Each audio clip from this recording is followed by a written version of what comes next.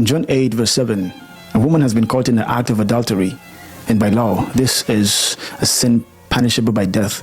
And so the Pharisees, in their desire to trick the king, they bring this woman to Christ, and they ask him, what do you think we should do to this woman who's been caught in the act of adultery? Side note, technically speaking, it takes two to tango, right? So where's the other suspect? Anyways, they bring this woman to Christ, trying to test him. And it's like they don't know who they're trying, because he's destroyed them before. They should know better than not to test him, but they don't. So they ask him, and of course it's Jesus. He always has a response they don't see coming. But in this case, he does something rare and unusual, something I find intriguingly iconic, before responding to these idiots. Sorry, the Pharisees.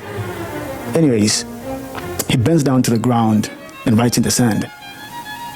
And he stands up and says, let him who is without sin cast the first stone. And then goes back to writing on the ground. And everybody drops their stones and walks away one by one.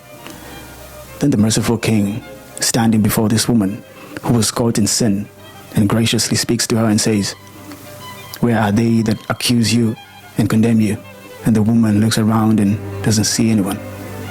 And Christ says to her, neither do I condemn you. Go and sin no more. Now watch this.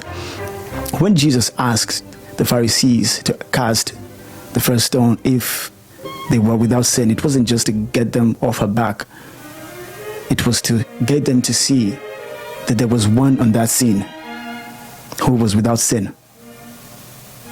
And that was him, Jesus Christ.